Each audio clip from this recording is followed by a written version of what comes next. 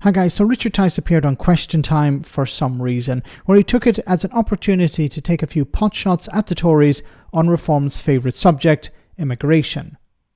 Tice rightly criticised the Conservatives on their ridiculous Rwanda policy, which he currently points out has resulted in more Home Secretaries going to the African country than asylum seekers. He also hit out at the cost and that it isn't a deterrent. However, the host of the show, Fiona Bruce, asked him what he would do instead, and it didn't make a lot of sense. Have a listen. Will the government accept their Rwanda policy has failed? Do you support it? No, I don't. I think the whole thing is a ridiculous farce. The only thing that's going to Rwanda, frankly, we've sent 3 Home Secretaries there. We've sent about 300 million quid. Whether or not the legislation passes is irrelevant. The question is it a deterrent? And we all know the answer to that, no. We know that people on the coast of France, they've already described the thing as a complete farce. And this year alone, we've got over 6,000 people who've crossed the channel illegally. Tragically, at least 10 people have died.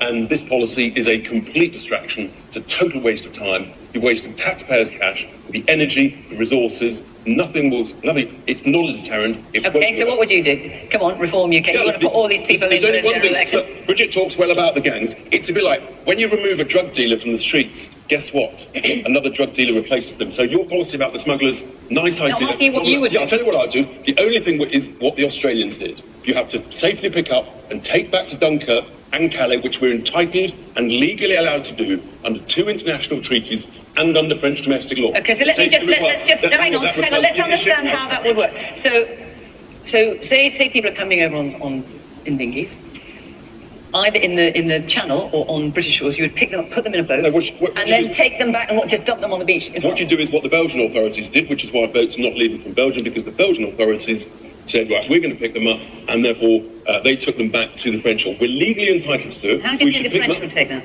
Well, the reality is it's under international maritime law. We're allowed to do it, and we should do it. What the Australians did is a variant of that. We know it works.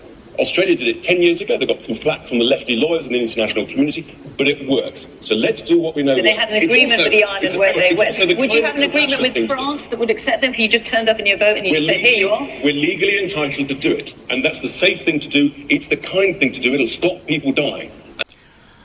Oh my goodness, he has no understanding of the the Australian policy, the pushback policy, otherwise known as Operation Sovereign Borders.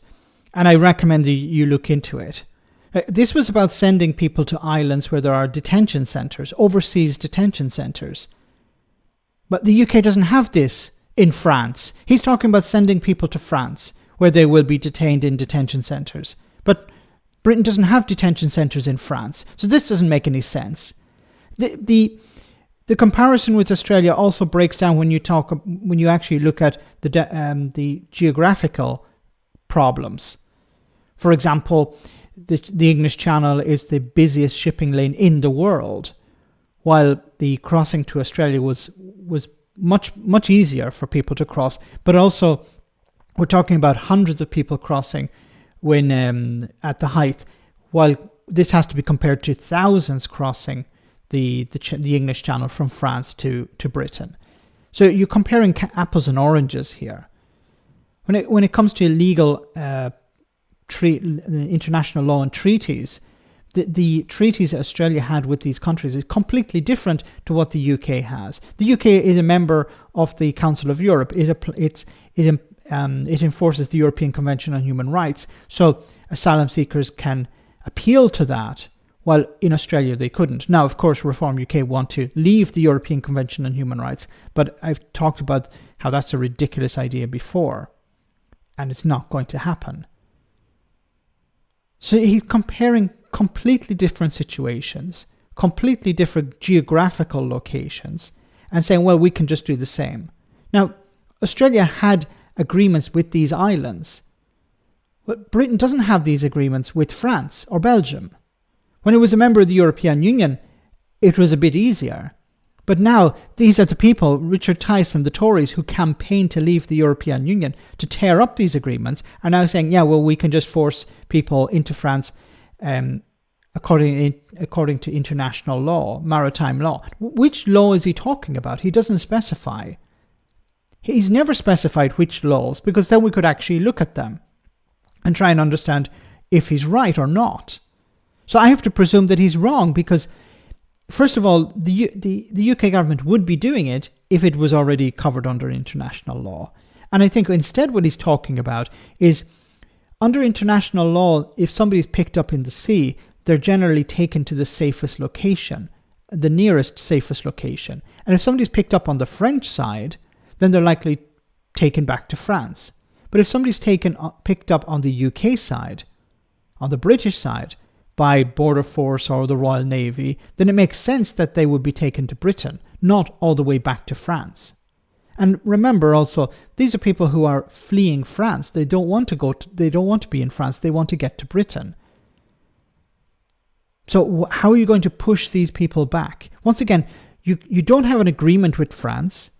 You're taking an antagonistic approach to France, and they need to take more people. So I don't know how you're going to fill that diplomatic gap. And of course, the EU is not going to do favours to Britain because Richard Tice is complaining about immigrants. None of this makes any sense. He's comparing apples and oranges when it comes to Australia and the UK situation. He doesn't understand the international laws involved. And he's not mentioning the numbers. The numbers crossing into Australia in the past were very small, nothing compared to what the UK is dealing with. Let me know in the comment section, guys, what you think. As always, your comments are greatly appreciated. Thanks a lot.